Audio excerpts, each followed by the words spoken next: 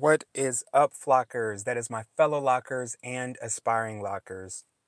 In today's video, we're going to be going through a list of questions that come up when it comes to microlocks. I know that when you're getting ready to embark on a journey, there are so many questions that you may have that whether you're already on the journey or you're thinking about a journey, or maybe you're not even interested in a microlock journey, but just curious about them, I'm going to dive into all of that today. And so, go ahead and stay tuned. I'm gonna just do a quick sound check, make sure that we are good. All right, we are good. Okay, so like I said, I wanted to take some time just to go through some commonly asked questions. There are a ton of questions that people have associated with microlocks, and I figured sometimes it's easier to come on and do these things instead of doing, answering question by question. So we are going to try to go through those questions. All right, so I have my list over here.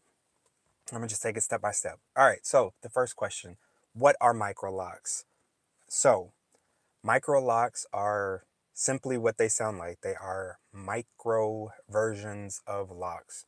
So when you have your different lock categories, you have traditional locks, you've got freeform locks, you've got so many starter methods.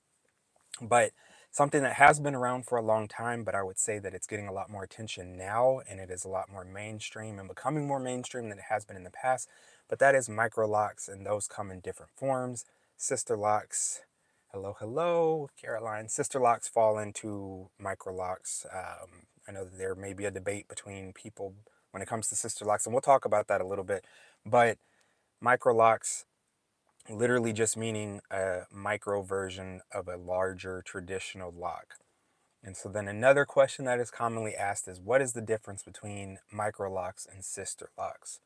And in a perfect world and on a grand scheme of things, there is not much of a difference, because at the end of the day, all of the locks in the microlock category, regardless of the starter method, they are going to mature to look pretty much identical, if not almost indistinguishably identical.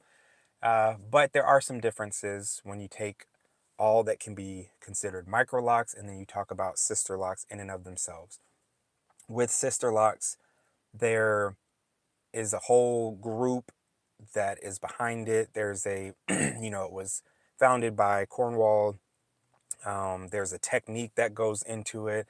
I obviously have never taken the class. Hey, Ivy, Flocker fams, glad to see y'all stopping in. All right, so there is a class that people can go to learn the methods. I've never taken the class for sister lock, so I do not know if the rotations or method is any different than the 4-point rotation, the 3-point rotation that everybody else uses. My guess is that it's not. I think what distinguishes sister locks from micro locks is the grid pattern. They do pride themselves on having a specific grid pattern that they use. Now, does that mean that people who would do micro locks can't mimic and imitate that same grid pattern and use the exact same grid pattern? Probably can.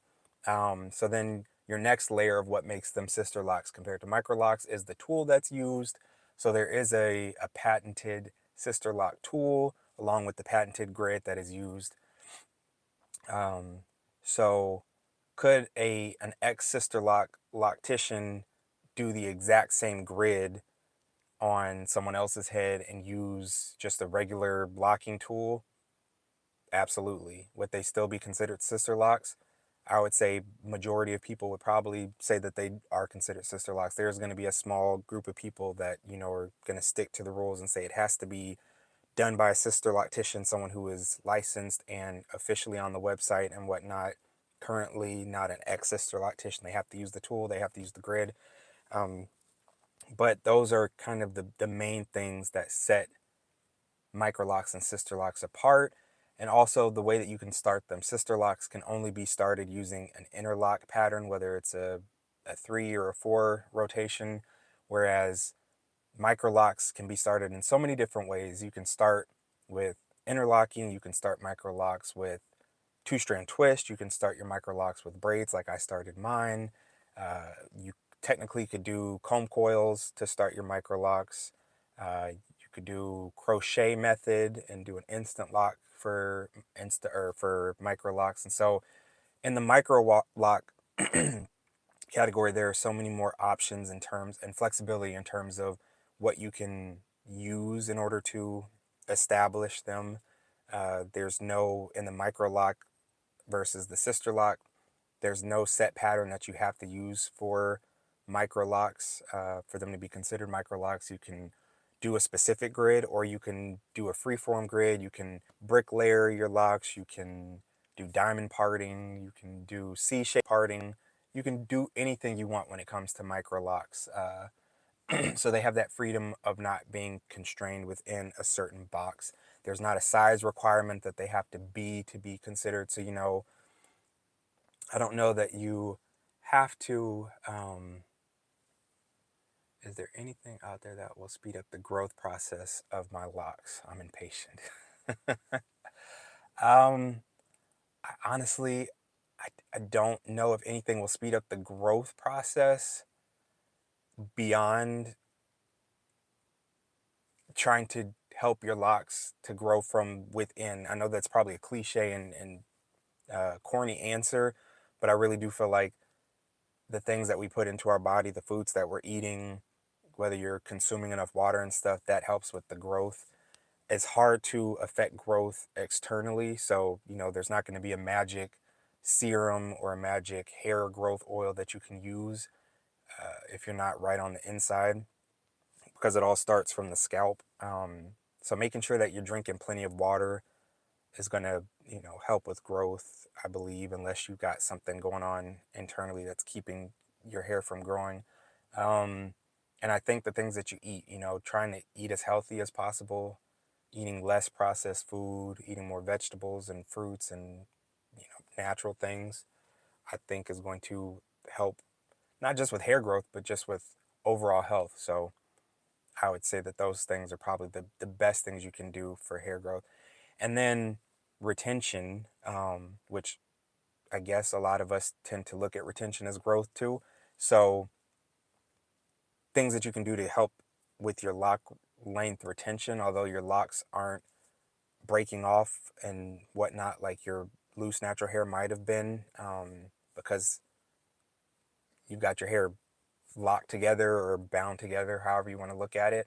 And so with that, you're not going to have as much breakage and stuff, but there are things you can do, like making sure that you keep your hair moisturized, making sure that, when you wash your hair, you're washing it thoroughly so that you're not leaving any products in your hair throughout the weeks and build up and things like that that are going to weigh them down, that are going to cause them to become brittle or anything like that.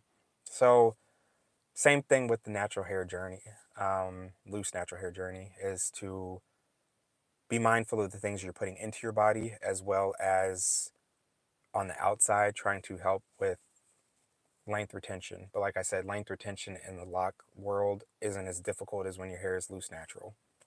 So those are the things that I would say. Um, all right. So I think I went over the main differences between sister locks and micro locks. I might have missed some, but if there's any others you can think of, you can drop them in the comments. If you're watching the replay, let me know if I missed any other differences that you can think of that are, main differences that really set them apart. All right, so the next question that people tend to ask are micro locks cheaper than sister locks? And several years ago, the answer would have been a quick yes, an easy yes. Micro locks were cheaper than sister locks. Um, but I no longer think that micro locks are cheaper than sister locks. It just depends on who's starting them. If you're if you're a DIYer like myself and you do them yourself, or you got your your cousin that does them, or your best friend that's doing them for the low or for free, then yes, they are going to be cheaper than if you go to a sister loctician and get an installation. But locticians are wanting to be paid for their time, and I can totally understand why a micro loctician would want to charge similar prices to a sister loctician. You know, they might not have taken the sister lock course and paid and gotten all that licensing and stuff, but the time that it takes to install your locks and whatnot, you have to pay for the services, you have to pay for your time. And so if someone is interlocking your hair from the root to the tip, or they're braiding your hair, or two-strand twisting, or whatever it may be, that's going to, drive up the cost depending on how long your hair is and stuff like that.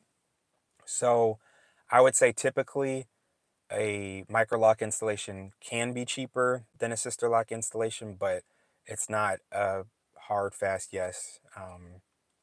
Again, like I said, years ago when people first started doing microlocks and trying to build that business parallel to the sister lock business, there might have been a huge difference where, an installation for sister locks might have cost $1,200 or $1,000, whereas a microlock installation costs $600 or $700. But I feel like those prices are starting to equalize a lot more in the past years, and they're probably going to be equal if they're not already equal when it comes to going to a loctician. All right. So, kind of going off of this whole microlock versus sister lock thing. So, which is better? Are microlocks better or are sister locks better? And at the end of the day, it just comes down to personal preference, what your budget looks like, what you're wanting.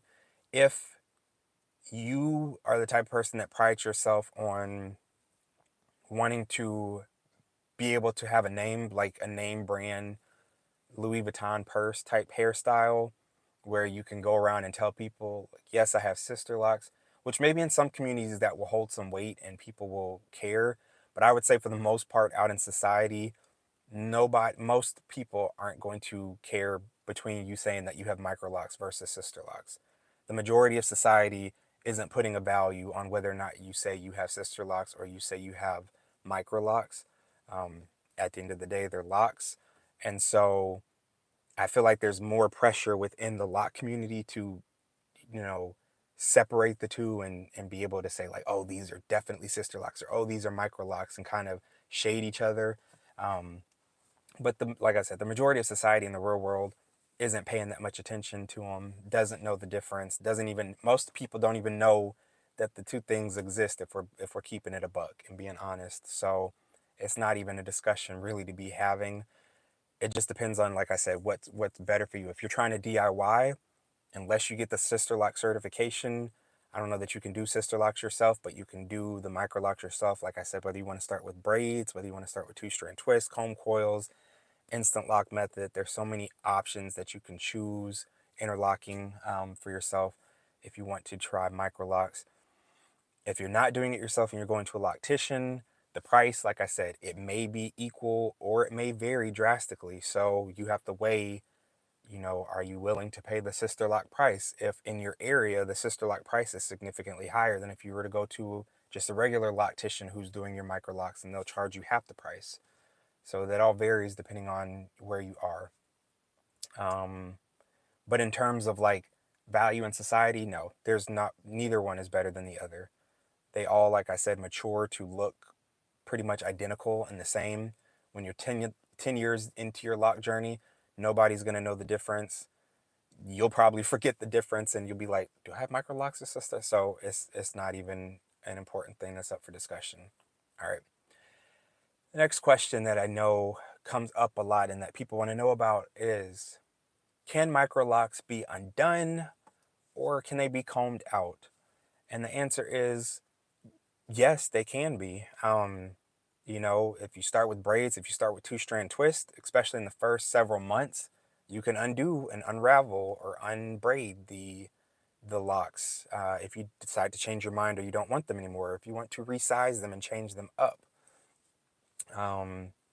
And even if your locks are super established and you're far into your journey and you decide, 4 years down the road that you want to comb your locks out, yes, you can comb out sister locks, you can comb out micro locks in the same fashion that you can comb out traditional locks.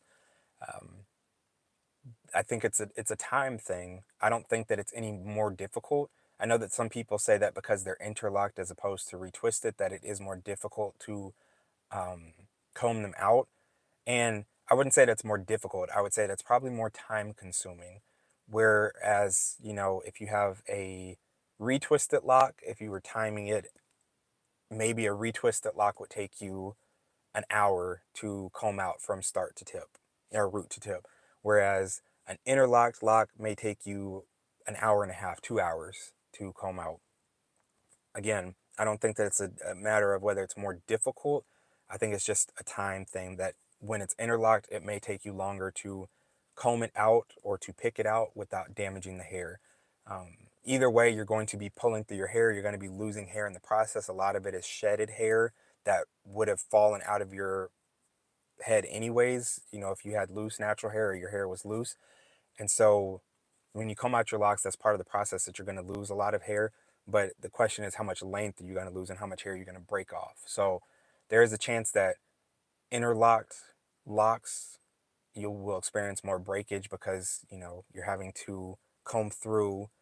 You'd have to be really, really careful not to break your hair. But it is possible. I've seen people who have combed out sister locks and combed out microlocks several years into their journey. So it is possible.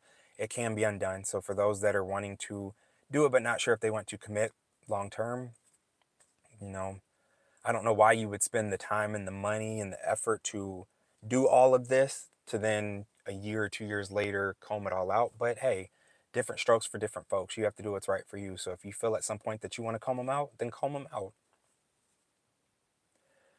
All right, the next question on my list is, how long should I braid and band my microlocks? I know this is a huge question in the lock community, especially with starter locks. Braiding and banding is very individual. And when I say it's individual, I simply mean that there's no one hard rule that fits for everyone. For me in my journey, because I have very kinky, tight 4C hair, I have been able to, I stopped braiding and banding. I don't know that I ever needed to braid and band, but I did in the very beginning for probably about 4 to 6 weeks. And then I stopped. And I've never braided and banded since then. I'm almost 2 years into my journey. Never had any slippage, never had any issues with that. There are other people who are 2 years into their lock journey and they're still braiding and banding when they wash because they still experience slippage and whatnot. So it depends on your hair texture. It depends on how mature your locks are, the starter method that you started with.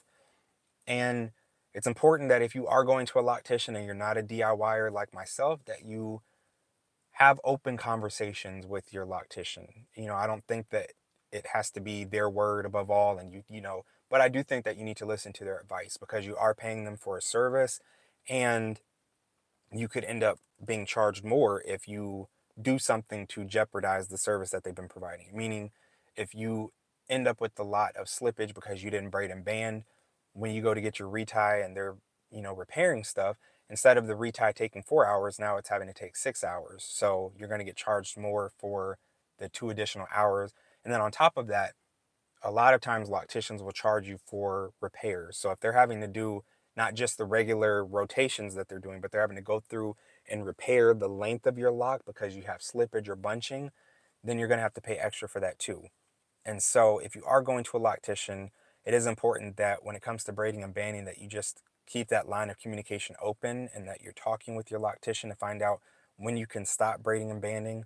You don't want to prematurely stop doing it and then you, like I said, experience slippage or anything like that. So it's important to, and if you're a DIYer, you just kind of have to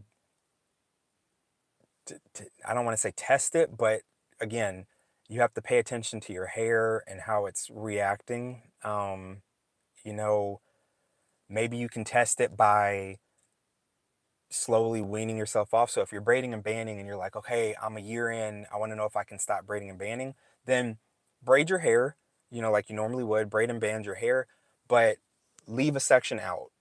Maybe not in the front where it's going to be super visible, but maybe leave one of your sections in the back or on the sides out. But have the rest of it braided and banded and just wash your hair like you normally would and see how that one section that you left out does. If the section, gets all frizzy and you're having all sorts of slippage and stuff like that in that section, then obviously you're not ready to stop braiding and banding, because if it happened there, it's probably going to happen over the rest of your head too. But if you wash your hair and that section is completely fine and and I'm not saying it needs to be a huge chunk, maybe you just leave out 5 or 10 locks or something, just so you can kind of see. So if it is something that you do have to go back and repair, it's not like it's over your whole head and you're having to spend hours repairing it. So just test a little section. And I think that's a way you can kind of test to see if you're ready to stop braiding and banding without it being a colossal thing. That's if you're DIY, okay? If you're going to a loctician, talk to your loctician about it. Don't come back and be like, DJ told me to stop braiding and banding, so it's his fault. I'm sorry, loctician. I didn't tell you if you're going to a loctician to stop braiding and banding and test it. All right, my next question that I have on my list is, are microlocks good for thin hair? Are microlocks good for thin hair? So here's the answer that I'll give to that. When it comes to thin hair, whether your strands are thin or whether the density of your hair is thin, um, I don't know. I think the word good is a little misleading because it's subjective, and again, it's individual. What I have noticed from a lot of people that I've seen online is that people who have thin hair have been able to achieve thicker looking manes of hair when they have sister locks or micro locks. Now, do the locks make your hair thicker? Do they make the strands of your hair thicker or your hair density thicker? No. But because of the swelling and the way that the locks form, I mean, your hair looks thicker and it swells, so it's larger. Instead of your hair being like this, maybe your hair is now fuller. And so for people who have thin hair, I guess, you could say that microlocks or sister locks are good for you in the sense of now your hair feels and looks thicker than it ever has before in your life. So in that sense, yeah, maybe it is good for you. But then there's also the flip side, depending on, is your hair thinning or do you have extremely thin hair? So that way, if you're getting locks installed and you're getting super tiny micro locks, are they going to break off because you don't have enough hairs in that particular lock to support it and whatnot, or the reties? So it all depends on your situation and who's maintaining your locks, who's caring for your locks. Are you caring for them for yourself? Do you have a loctician who's caring for them?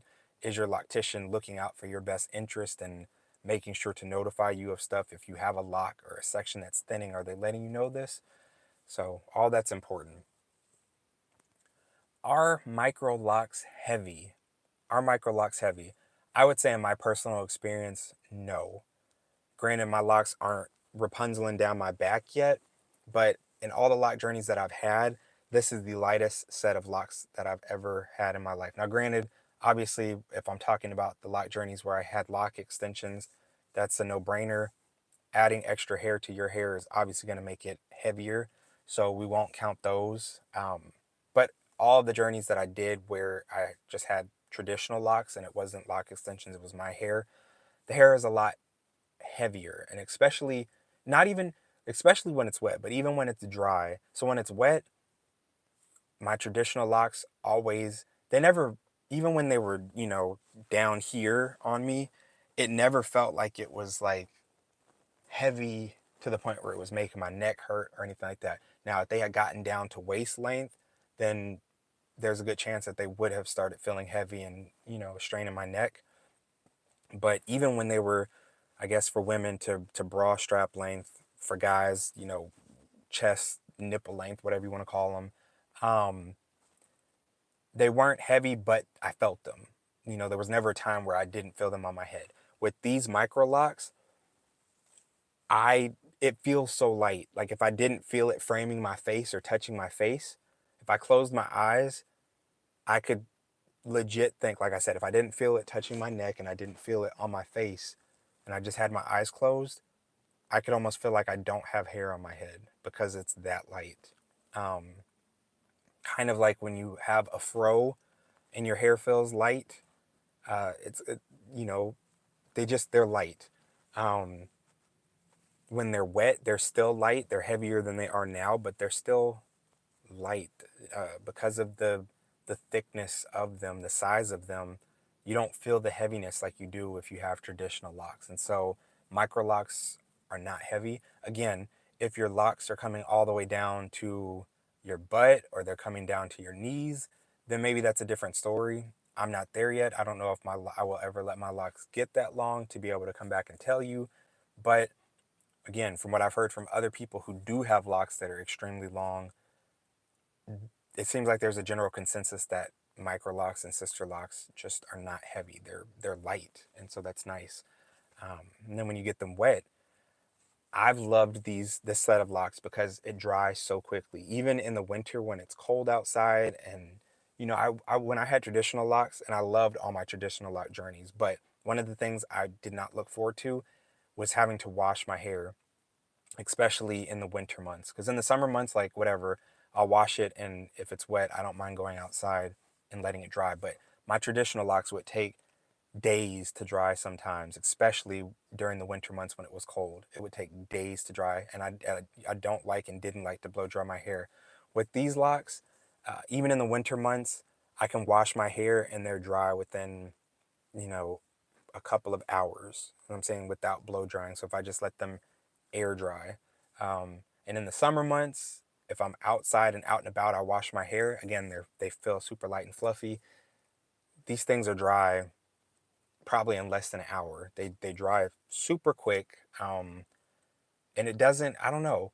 Like, I was discouraged when I had traditional locks to go out with my head wet just because I felt like they looked wet and they were just heavy. They felt heavy, they looked heavy, and they looked pulled down. When I wash my micro locks, they don't look heavy, they don't feel heavy, and so I can literally wash and go and not have to worry about my head feeling heavy because my locks are wet. So that's a long way to describe that micro locks are not heavy in my experience. All right, the next question: how long does installation of micro locks take, or sister locks? So installation varies. Again, if you're doing it yourself, it's probably going to take a lot longer than if you're going to a loctician. My installation that I did, I spread mine out over, because I did my braid locks myself. I spread mine out over a 5-day period, I believe. It was either 4 or 5 days, and I would just work on it for several hours at a time. I didn't time it, from start to finish, so I don't know the exact amount of hours, but I know it took less than 24 hours when you add it all up. I've heard of some installations taking 20 hours, 24 hours, 30 something hours. So again, it goes back to who's doing your hair, how quick they are, the method that they're using to start your locks, how long your hair is, how much hair you have. If your hair is super long, the longer your hair is, the longer the installation is going to take. And the smaller you choose to get your locks, or the loctician makes your locks, the longer it's going to take for the installation as well. So the good thing about DIY is that you can do like I did and spread it over multiple days. If you need to work and stuff, you can go get your work done, and then at night spend 3 hours while you're watching some shows before bed, do a section of your hair, and then put it up or put in your bonnet, whatever you do for the night, go to bed, and then get up, work the next day, and do another section at night, or however you choose to do it. Or you can be like those people that just tough it out and they're like, I'm going to knock this out in a day or 2 days. And so you just get it all done within a day or two. More power to you. The next question on the list of questions that comes up quite often is, how do you maintain micro locks? All right, so maintenance, maintaining them, I guess that's twofold, or that can be answered from multiple. So there's maintenance in terms of maintaining, and then there's like your day-to-day maintaining of micro locks. The day-to-day maintaining, there's not much to do. And again, it depends on the person. Some people may spray their locks every day. Some people may put products in their locks every day. My maintenance for me, or sorry, my day-to-day maintenance is very minimal. I moisturize my locks the day that I wash my hair. And then if I feel like they're getting dry, then I will do a midweek moisturizing session, because I typically wash my hair once a week. Sometimes it's a week and a half in between washes, but usually no longer than that. So let's say today is what? If today was Sunday, if I wash my hair on Sunday, I'll go ahead and I'll wash my hair, do my wash routine. I use oil on my hair, some of my DIY oil. So I'll put some oil on my hair and on my scalp, rub it in real good. And then let's say come Wednesday, my hair and my scalp are feeling dry. Maybe it's starting to flake. I got pretty bad dandruff. And so, especially during certain seasons, I can't go very long without putting moisture back into my hair. So in the middle of the week, come Wednesday or Thursday, maybe I'm going back in with my continuous spray bottle. I'm spraying my hair and adding a little bit of my DIY oil to my hair, maybe my leave-in conditioner that I use, and keep it moving. You know, it's not a long process. It takes me less than 5 minutes to moisturize my hair. So it's a really quick turnover, really quick thing that I'm doing. And when you're talking about maintenance, like your regular maintenance of locks, typically microlocks and sister locks for sure are interlocked. And then microlocks are typically retightened. And so, you know, whether it's every 4 weeks, 6 weeks, 8 weeks, whatever your retie schedule is, the method that is typically used for retightening or redoing your locks and your maintenance is going to be interlocking. And there's the 2-point rotation, 3-point, and 4-point rotation. So people will choose, you know, which rotation best suits them. I have a video on the different types of rotations if you're interested in that, but there are different rotations that you can do that somewhat give a different look and feel to your locks, depending on how much you want them to expand or be condensed. But interlocking isn't the only method that you can use for maintenance. Some people, not many that I've seen so far, but there are some people that prefer to retwist their microlocks. Now, for someone like me who sweats a lot, who goes swimming regularly or exercises regularly, retwisting my locks is not an option because, yeah, instead of spending 6 hours retightening, maybe I only spend an hour and a half to 2 hours retwisting all of them. But the moment that I start jogging or that I go swimming or step outside in the summer because I start sweating immediately, then all that work that I did for that retwist is completely undone, and it makes no sense because now my roots are undone and fuzzy again. All right, so maybe if you don't have a super active lifestyle or you're not sweating a lot, you don't sweat from your scalp much, then maybe retwisting would work for you as a maintenance method, and you would have no issues with that. Like I said, for me, it is not a method that would work just because of my lifestyle and how much I'm active and moving and how much my scalp sweats and how often I wash my hair. Again, I wash my hair about once a week. So if I'm washing my hair every 7 to 9 to 10 days, that retwist isn't going to last long. Whereas with interlocking, I interlock today, I wash today, my hair's still interlocked, it's still tight. I can wash again 3 days from now. It doesn't affect my interlocking. You know, I can go, now I'm going 8 weeks in between my interlocking sessions. And so I can wash my hair as much as I want. I can exercise as much as I want. I can swim as much as I want. And my maintenance method is not impeded or messed up at all in between that time because of my activities. So that's why most people choose to interlock, is just because of the longevity that you have in between maintenance, and because they're so tiny. Like, it would just, I don't know. Depending on how short your hair, if you're having to use clips to hold them in while you're waiting on them to dry for retwist, it's a whole lot of. All right.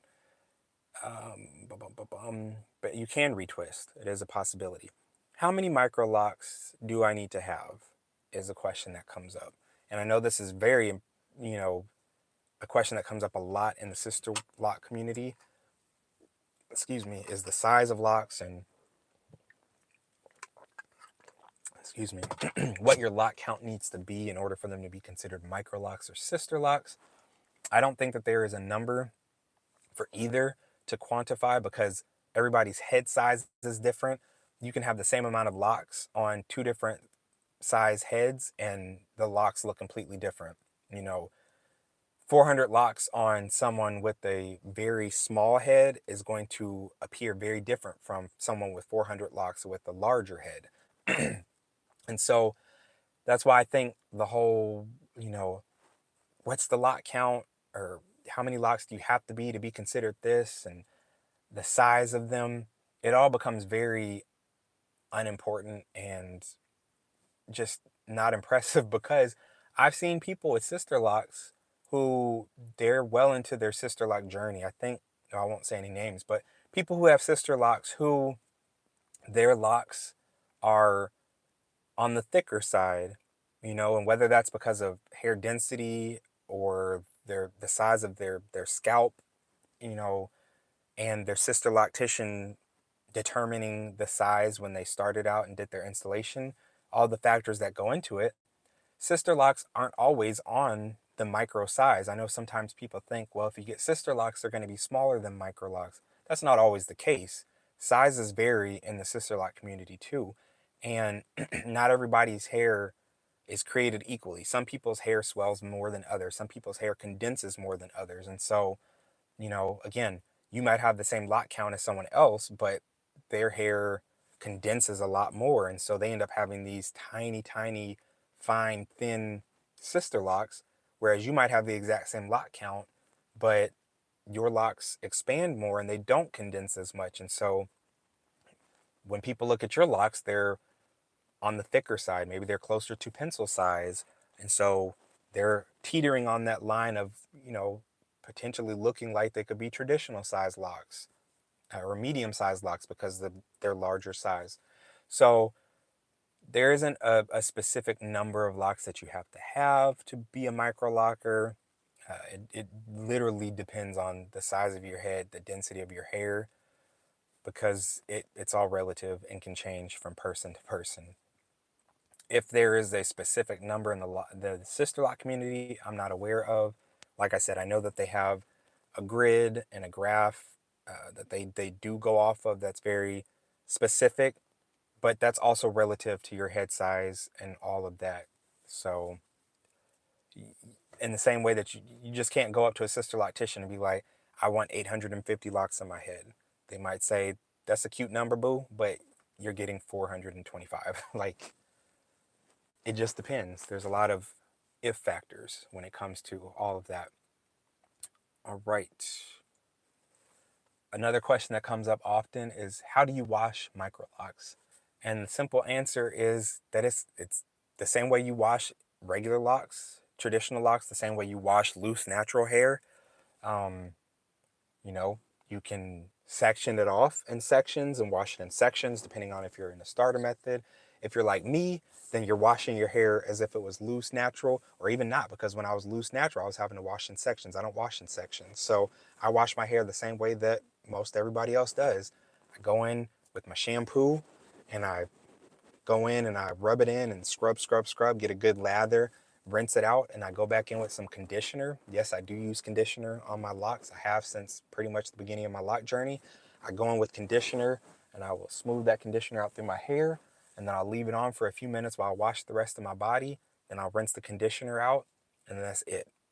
It's real simple. There's not much that goes into washing micro locks outside of what you would do for any other type of lock or hair type.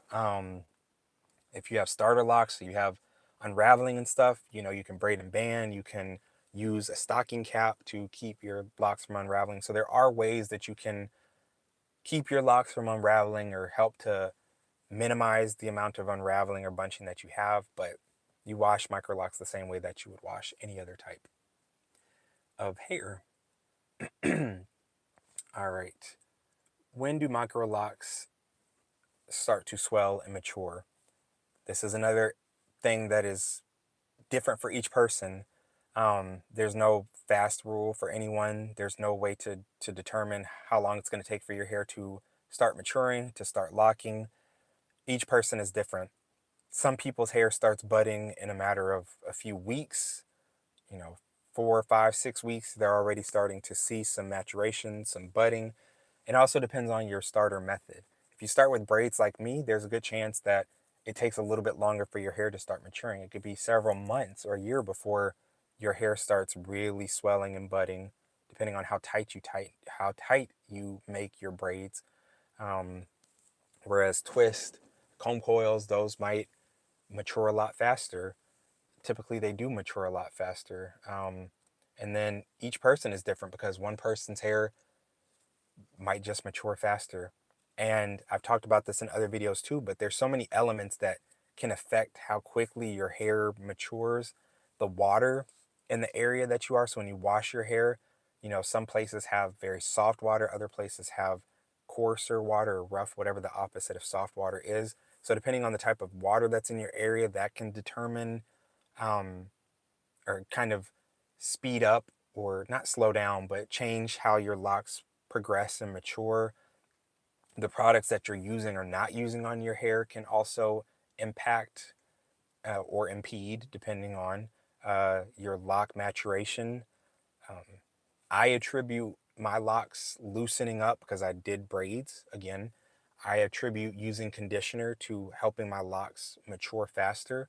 Now, would I encourage other people to use conditioner to help your locks mature? No, because you don't have my hair, you don't have my locks. So I'm saying for me, because I knew that my locks weren't going anywhere. They weren't coming undone because they were in there good, and just the texture of hair that I have, I knew that conditioner was going to be safe for my hair.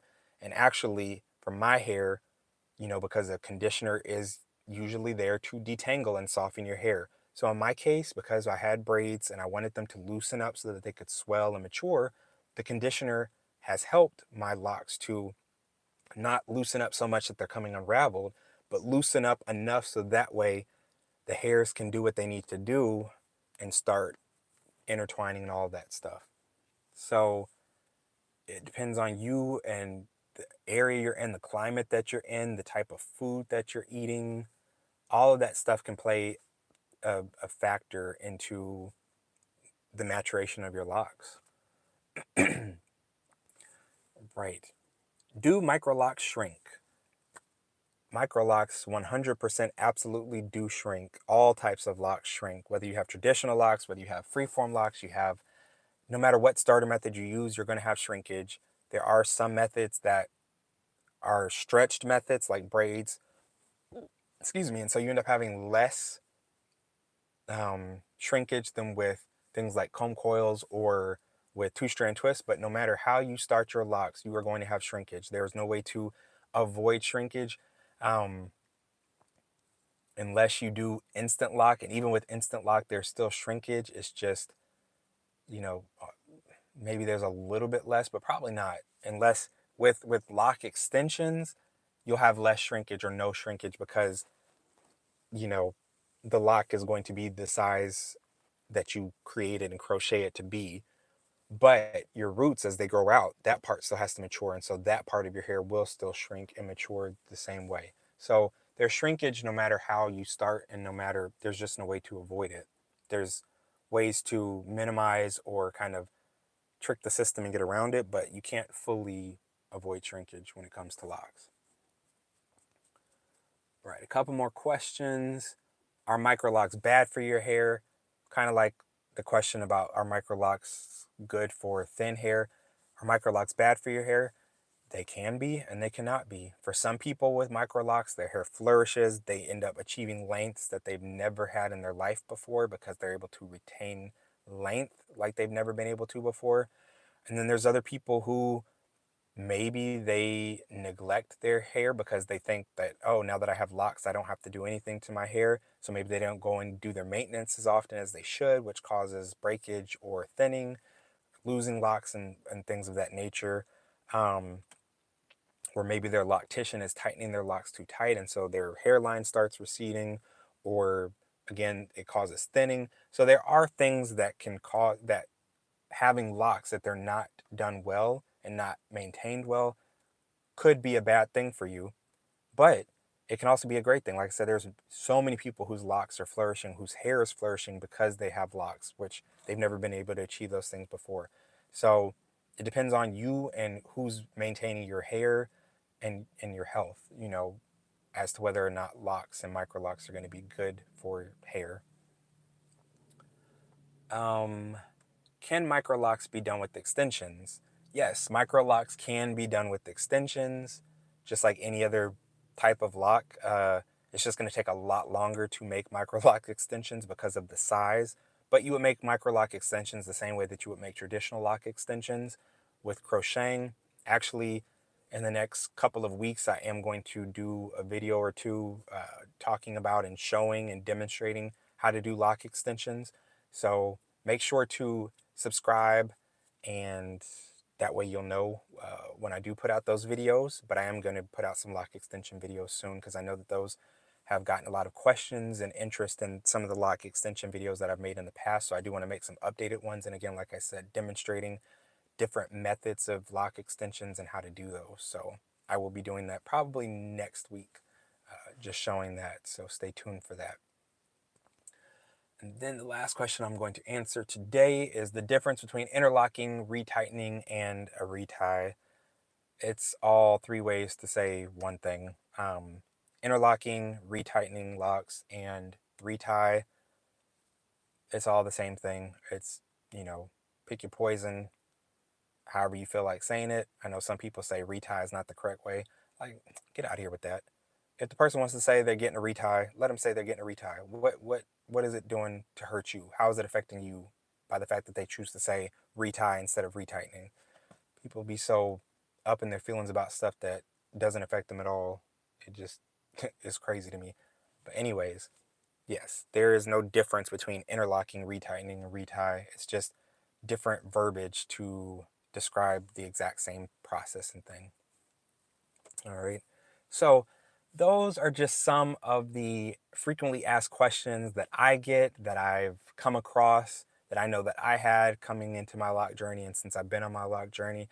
So I wanted to take some time to answer those for people today. Again, if you're watching the replay, make sure to drop down in the comment section and leave me some comments throughout this video.